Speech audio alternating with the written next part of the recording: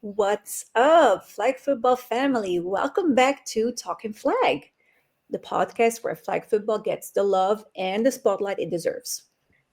And today we're buzzing because we've got a guest who's not just making moves, he's changing the whole flag football game, literally. That's right, and he's a Super Bowl champion, a former pro wide receiver, and now, drumroll please, the president of the Global Flag Football League. Please welcome Patrick Johnson. Hi. Hey! Hi! It's really good to have you on the show today, Patrick. Thank you so much for coming on. Thank you. Sorry I missed the last couple of opportunities, so that's my apologies, but we made it today. That's okay. Not a problem. So, yeah, let's just start at the very beginning. GFFL, big name, big mission. What sparked this whole vision? Tell us a bit more about it. Well, Jay Lawrence, is the founder of the GFFL, and he had been, in the space, in the football space, in an arena, and some other opportunities, but he came up with a novel concept, and was able to get some people coalesced around him to be able to drive the initiative and get us to where we are today, which is a testament to his ideas. And you know how it is these days; it's hard to come up with something new. It's just hard. Especially something, from a business standpoint, in the game of football, you have so many different ideas and ways that people are out in the space making money. But he was able to come up with this concept, and it's very unique. And I think that we have an opportunity to really, really, really make a lot of progress really fast. Okay, fantastic. Well, it's wild how fast it's moving. And so there's this partnership with All 22, isn't there? That's right. Would you be able to tell us more? So All 22 is a scouting organization that they go and compile data from athletes, where they go and test height, weight, speed, agilities. And I think there's even some mental testing as well. And they compile all this data and put it in a database. And it's good for us because, it's tough in the evaluation process outside of film, in a new space, in a new sport. It's hard to get real data, but these guys already have a system that's in place, and they've been doing it for quite some time. So we're really excited about the partnership. We also have it's kind of like a, what's the best way for me to describe it? Well, they have accurate testing results. So let's just say, for example, I go and log into something and I say, oh, I'm 6'3", and I run a 4.2 in the 40. Well, I'm not 6'3", and I don't run a 4.2 in the 40 anymore. So, so with them going and actually providing these testing and then logging accurate data, it makes it easier for any league or any person that's looking for talent to be able to go through that database and select by location players that they want to get involved with. So it's a great way for us to, instead of developing our own scouting department, we can partner with someone who's already created that, and so it makes it a way for us to get up and going faster, less overhead for a startup business such as ourselves. And so we're excited about the relationship. Yeah, that makes total sense. And I think All 22 has been doing it for a long time. They have a huge database. How does it actually work? So how does one get recruited by the GFFL? Can you just walk us through the process? Like, they probably have to start with a profile on All 22. Like, how does that work? Well, first it would just start out as a profile on all 22, and then that's it. And Okay. and we'll when we put like so all 22's database will just be like our free agent pool, Hmm. right? That'll be our free agent database, and then all the teams can go and because in order for the GFFL to sign a player, they have to go through that portal. They have to be listed in there. So we can't even sign a player if they're not in all 22's network. Right, that makes sense because the data that they gather is all verified. So it's all real data that That's they right. go out there, do the combined testing, so it's real data. So that makes total sense. Yeah, so it's easy for us. So I mean, we got a whole scouting department that's outside of the business, right? Yeah. So yeah, for a startup, I mean, it's great to really put together these kinds of relationships Hmm. because it costs so much in a startup environment to be able to, and so it's great for us. Yeah, you need to work together, especially in the beginning. So yeah, Oh I yeah. get that. And we love this. And as you said earlier about, being different, we also know that there's some, gatekeeping in the sport. So what is GFFL actually doing differently when it comes to representation and inclusion? And, we also heard that this is a pro football league. So what does that mean? Well, what it means is that the reason why it's professional is because everyone will be getting paid, right? It's not like some of these other situations where if you want to play, you got to go and pay them. So Mhm. it's the opposite. So professional would mean the players will make money. Um, and some of the other things that we've done as far as inclusivity is that there isn't a women's league or a men's league. It's just Mhm. one league, and each team has women and men on it. They're on the same team. Now they don't play each other. Women play women and men play men, but they're on the same roster. Mm. So that's and so the pay will be equal. The pay will be it'll be commensurate. So I wanted to. That's one of the things that I really wanted to do was to dispel any of that from the get go, to where we would appear as though we were not you know equal. And I know that is that is something that is of great conversation. Today is pay disparities between men and women, right? And so Mhm. we have an opportunity to on the outset as we initially go out there to have that issue solved, right? From the beginning. The other way we're breaking some barriers is that our coaching staff will have both men and women on it. And that coaching staff will coach both the men and the women, right? So there you have it. You have a staff that has men and women on it, and they're coaching both.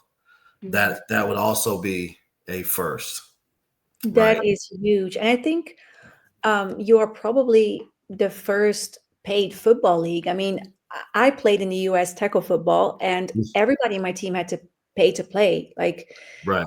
and that's been like that since forever. And I think this is revolutionary. It has never happened before where players get paid to play, especially girls. Like, girls Right. football has never been paid. So yeah, I think this is going to attract a lot of players, a lot.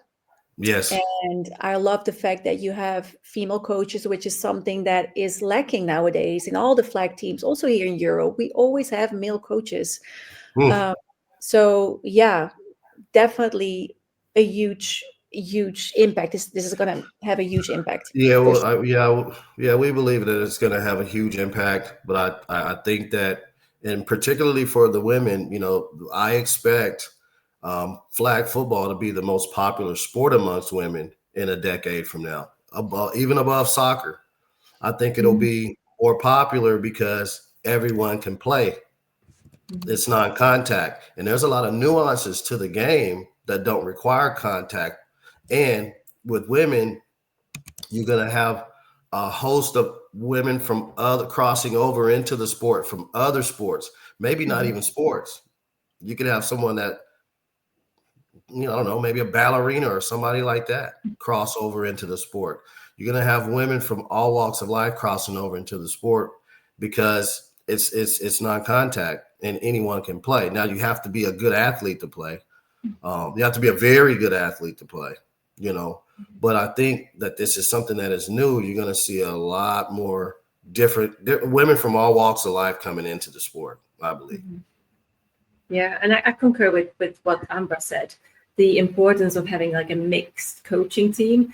I think it was in the podcast with Joe Taglia when we talked about how it's a different approach to coaching girls as opposed to boys or men versus women. Like they just need a little bit of a different approach. And I think if female coaching staff can work together with male coaching staff, I think that would give just such a great service almost to the players. So that would be really interesting to. Yeah, no, we're really excited about, when people see that and see the dynamics of how that works, because it is different when you're coaching a woman or when you're coaching a man. But I think, marrying both of those things together, I think you'll have a better athlete from having both kinds of coaches on your staff. Yeah, absolutely brilliant. So that's how you build a future, for flag football players. Full respect. Okay, elevator pitch. There are a lot of flag leagues popping up. So what makes GFFL different? You may have already covered this in terms of the inclusion bit, but is there anything else that makes it different from other leagues? Maybe not. We're in a free market economy where people are afforded with the opportunity to go and try to create something. We think that one of the things that's going to stand us apart from most of these other leagues is that all of our team owners to date, except maybe one, are former NFL football players. Mm-hmm. And so that's going to set it apart in a different way than to where just about anybody else. I mean, it's going to be tough to do because we're so far out in front of everyone. It's going to be hard to catch us. The other difference between our model and some other teams' models is right now we already have 16 teams and they're in cities where they already have NFL football clubs and they're owned by former NFL players.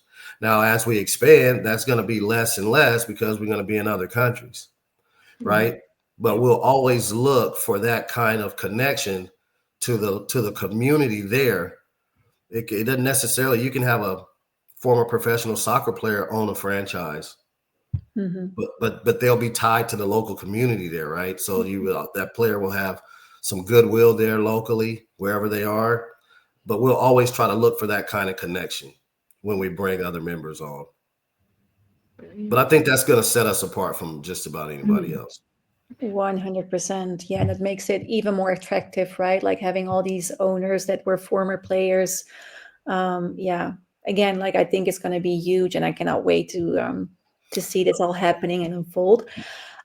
Speaking of global, so as you mentioned, you are like planning to expanding to Europe or maybe even Canada and Mexico. So how is that going to look like for athletes? Well, I don't know, to be honest, I don't know how that's going to shake out. Ideally, eventually you can have player movement where someone's coming from Russia and coming to play in San Antonio.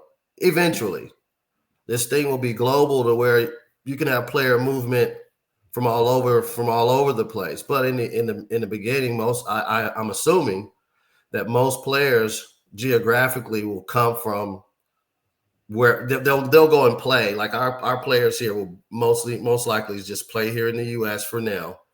If once Canada comes online, most of their players will be from Canada, right? And in Mexico, most of their players, all their players will be from Mexico, most likely. I think it'll start that way. But then as it grows and we get a little bit more organized and we know exactly how best we should, accomplish the player movement thing, we'll cross that bridge when we get there. But I think in the beginning, it'll be just probably just geographic. Yeah, I think that's the easiest because I know like with the visa part, it's just so difficult. If Yeah. you want to bring players from, say, Europe to the US to play like a whole season, like I don't know how long the season will be, but and they're going to get paid, they will need like a specific visa and it's so hard to get. So that makes total sense. Like really start locally. And then when everything is up and running, you can just start, mixing the things. But yeah, that's great. Yeah, I love it. Yeah, no, we're really excited. I think as we, we've been moving in a fast pace, probably putting together trade deals for the business so that it can generate revenue, solidifying our television deal, getting these partnerships in place, and now onboarding contractually the team owners, which will be done this week. We're setting ourselves up to look very well and have it be well. We have a great apparel deal with an apparel company. We already have all of our uniforms designed for our first 6 to 15 teams. All that's in place. We already have outlined for the other 16 teams that'll come online in 2027. So we'll have a full season in 2026 with 16 teams. And then 2027, we'll have at least a full 32 teams here in the US. And then our goal is to have all 10 in Canada in 2027, playing in 2027. And then hopefully Mexico at least. And then Europe. I mean, Europe right now is it'll be the first place where we have the expansion, because we already have some groups in place that are kind of ready to move. We just had to had to get our contracts in place first, but we've already got that done now. So I'll be actually coordinating with those guys over in Europe this week. The rest of the week, probably Sunday. Well, I'm very curious where in Europe. Can we know? No, we can't. No, but you'll see here shortly. You'll see here shortly. But they're ready to go and put together 6, 8, 10 teams. For us, this is really like. No, but you guys are gonna have one there. There's gonna be one there. Yeah. In Italy? Fantastic. Because I'm in Italy and Tika is in the UK. Yeah. So definitely in both those places. Oh, this is crazy. It's really like mind-blowing for us to hear all of this. Like this has never happened before. And I think this is something all of us players have been waiting for so long. Like we've been investing so much in this sport, like for so long. And now finally there's going to be a paid you're going to see it because it's coming. The other thing is that the other opportunity that we have, if we get as many teams in 2027 as we can have playing, this league is going to put players on Olympic teams, not just in the US, but in other countries. And so that's the goal for 2028 is for us to at least put 5 to 10 players. I don't care what country, but I want this league to put some players on because it's an Olympic sport in 2028. Yeah. So where are they going to pull their players from? Yeah. You have a legitimate league where you have verified data on the athletes. Where do you think they're going to pull their players from? You know where they're going to pull them from. Right?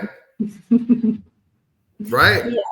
Yeah. Or else they got to go out and do a whole bunch of scouting and go do all that. Yeah. But we'll have almost kind of like a stamp of approval on our players that we have playing because we have verified data.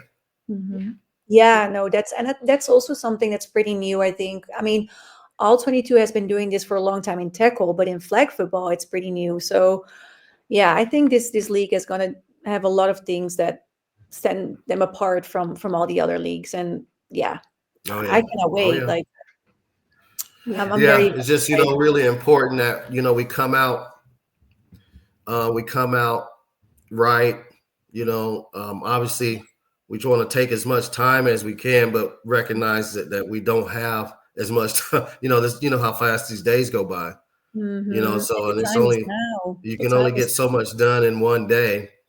Yeah, and working with other people's schedules and things like that. But we're getting there. We're very, very close. Very close. Yes. Yeah. Awesome. Yeah, the Olympics are around the corner. I mean, I keep thinking, oh, it's far ahead, but as you said, time is flying. Oh yeah. But it would be nice if we could accomplish that. So if we've been playing for 2 years, there's no way we won't put players in the Olympics, Mhm. men and women. And if And we could do that in different countries. Exactly. So that's the goal. So now that we've gotten, and it's so we have to make sure that we understand we're going through a process here in the US, right? Where we're starting these things and we got the car on the road and now the car is moving. And now we can go to our partners in other countries and say, okay, this is what you should expect in going through this process. They'll have a playbook to follow. See, right now we're just creating the playbook. Yeah. And once it's ready to hand off, then we just hand it off and they go start it up. Yeah. But yeah, we got guys in Europe. I mean, they're ready, right?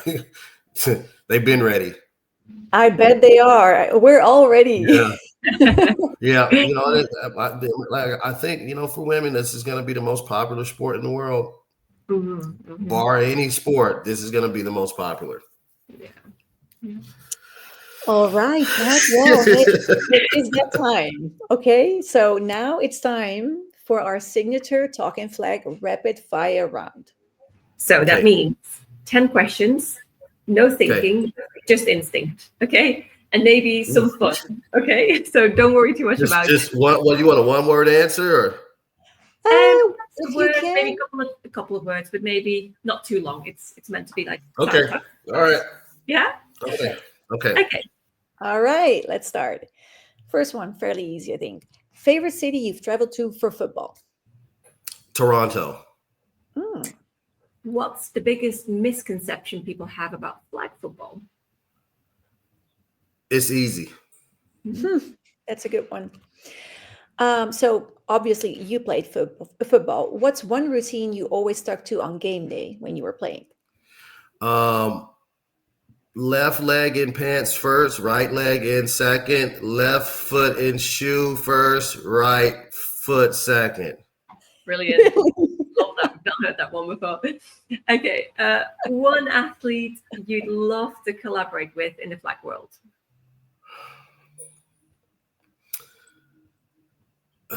I can't remember her name, but she's one of the best players in the world. She's a girl from Mexico. Quarterback? I can't remember her name, but yes, the quarterback. Diana Flores. Yeah. Yes. Fair. Shout out to Diana. That's right.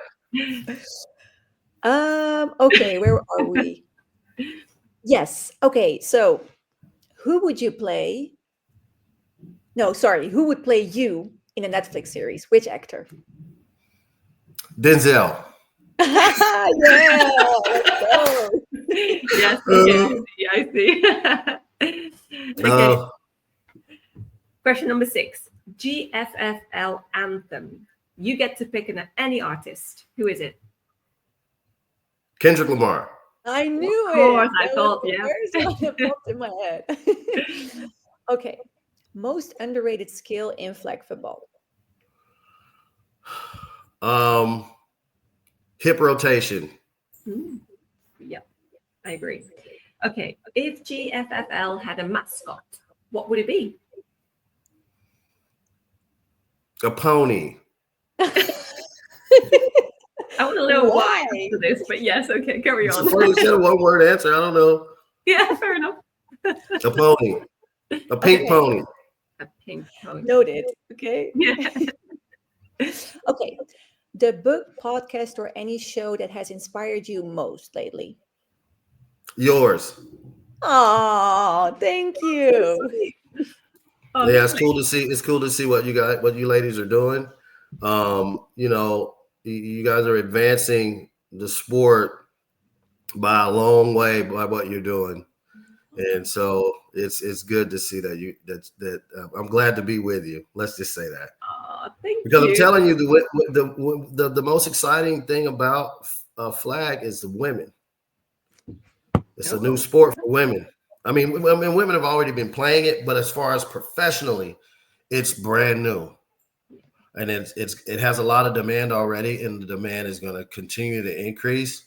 So what you two are doing right now, it's going to be. I mean, it's good now, but just wait 3 more years from now. You know. That's great to hear. Thank you. Thank you very much. Okay, last question then. So, the most valuable lesson the sport has taught you? It's changed the way that I look at the sport of football because it has differences. Biggest difference is the launch point from the quarterback, because anybody can be the quarterback at any given time. So it creates. It's hard to play defense when you don't know where the quarterback is throwing from, because anybody can be the quarterback at any time during a play. You know, so it creates. You have to be a really good athlete and be in a lot of good shape. It's almost kind of like basketball. You know, it is like basketball from that standpoint. You know, and it's up and down the field as well. But I would say that is the most difficult part, or the biggest thing that I've learned. The biggest difference is that the quarterback is not just necessarily standing there from one place and throwing at all times, and he might not be, or she may not be, the one that's actually throwing the touchdown. Yeah, that's a very good one. Big difference. You have to play defense a different way when you don't know who's going to be throwing it, or where they're throwing it from. Yeah, and what about the blitzer? I mean, yeah, the blitzer as well. But you know, the thing with the blitzer is it's if you know that you're going to get hit in the mouth, it's you have to account for that person differently, and you look at that person differently. I'm not saying that it's just different, but with the blitzer, you know, you have to account for the blitzer, but there are ways for you to neutralize the blitzer by lateraling and throwing it to somebody else. So who's that person blitzing now? The quarterback's over here now. Yeah. But I have to say they're getting so quick, these blitzers. Oh my God. Like the level is rising. But yeah, no, that totally makes sense. So yeah, but there a way to neutralize the blitzer. No matter, they can be super quick, but remember, once you got that person committed to the quarterback, that's one less man that you have to worry about playing on defense. Totally. Yep. You see what I'm saying? Because it's all numbers, right? So if you got a fast blitzer and you lateral the ball out, now that person's the quarterback. So now you got a mismatch. You got numbers on the defense because that person now can't play defense. Yeah, correct. Yeah. You blitz if you want to. Yeah, true. It's an option. Yeah, you can blitz if you want to, but that's not always the best thing to do, especially if you have a really good offense and you have a lot of players, eligible players. Let's just say the center is a really good wide receiver. You got a problem. So if you blitzing, who's covering the center? They're going out for a pass. Yeah. And if they're really good, that's a problem. Yeah. A big one. You wouldn't blitz my team. Okay, Patrick. Well, you've been inspirational. Thank you so much for joining us. Before we wrap up, where can people find you and the GFFL if they want to get involved, want to follow the process? You could go to gffl.pro. And if you need to contact, just click the contact, put your information in the contact, box, and then, that stuff comes to me. So I'll get back to you as soon as possible. Awesome. Well, that's it for today's episode. So if you love this episode, this podcast, make sure to subscribe, leave a review, and follow us on Talking Flag on IG, YouTube, Spotify. We're on all platforms. And as always, keep balling, keep grinding, and we'll catch you next time on Talking Flag. That's right. Bye. Bye, ladies. Thank Thank you. you. Welcome. Bye-bye. Bye.